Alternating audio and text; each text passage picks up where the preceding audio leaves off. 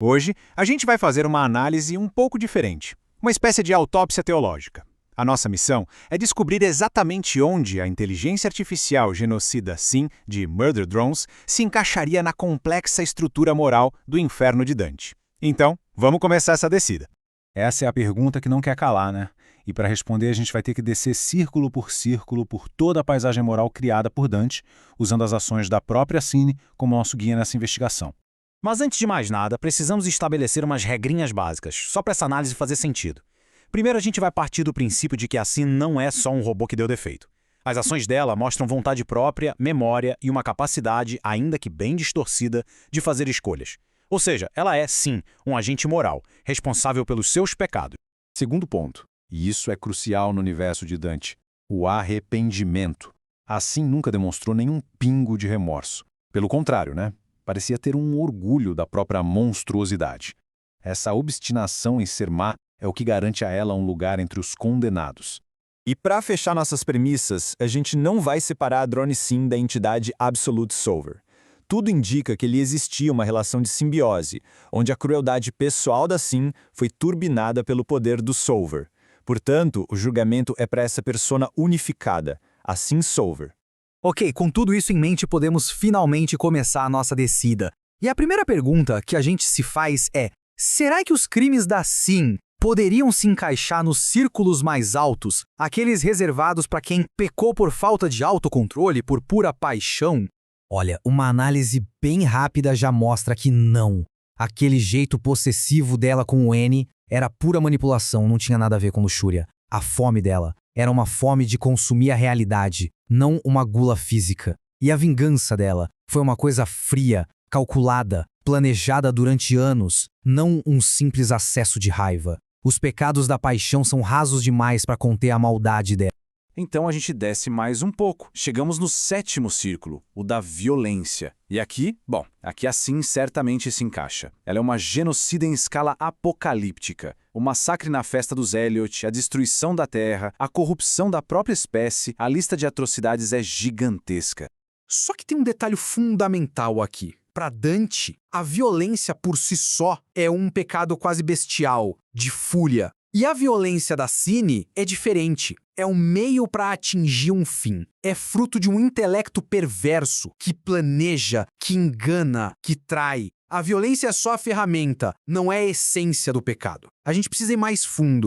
E esse caminho mais fundo nos leva direto para o oitavo círculo, o reino da fraude. E aqui as coisas começam a se encaixar perfeitamente. Pensa bem, a hipocrisia de usar a pele da Texa como um disfarce, o roubo de identidades e de livre-arbítrio, e o engano deliberado dos próprios companheiros para cumprir os seus objetivos.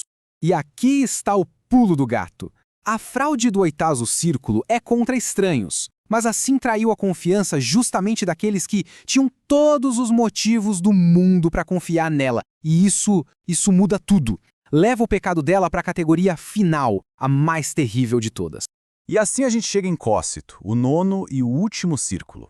E pode esquecer fogo e enxofre, aqui é só gelo. Para Dante, a traição não é um pecado do calor da paixão, mas da frieza do cálculo. É a ausência completa de amor. É o reino da traição, dividido em 4 zonas, cada uma punindo a quebra de um laço sagrado de confiança.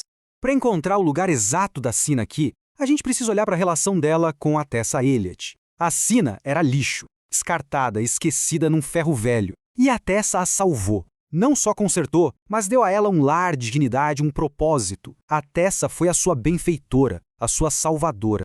E como a Sin retribuiu esse ato de graça? Com a profanação mais absoluta que se pode imaginar. Ela não apenas matou a Tessa, ela esfolou o corpo dela, vestiu a pele como um disfarce grotesco e usou a memória da sua salvadora como uma arma para torturar psicologicamente o N e os outros. Isso é muito mais que assassinato. É uma perversão sádica do amor.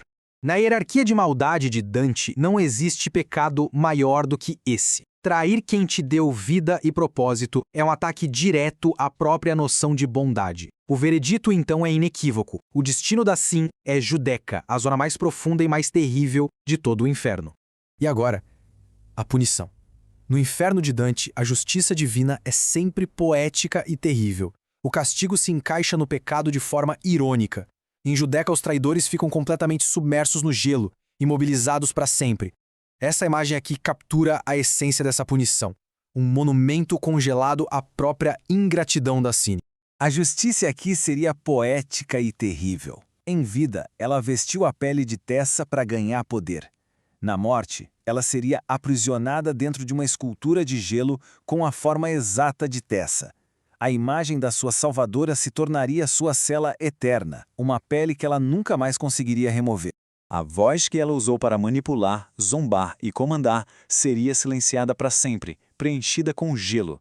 A entidade que se autodenominava Absolute Solver encontraria o Absolute Silence, uma desconexão total e perpétua, trancada para sempre em sua própria consciência corrompida.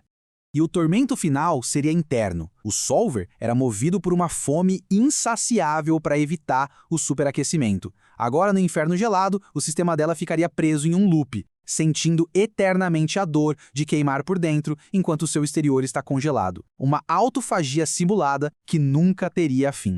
No final, essa autópsia teológica nos leva a uma conclusão muito poderosa. A jornada da Sin até o fundo do inferno nos mostra que, para Dante, o mal supremo não é a violência explosiva ou o engano astuto. É a frieza calculada e absoluta da traição contra aqueles que nos mostraram bondade. A maior escuridão não é o ódio, mas o frio absoluto da ingratidão,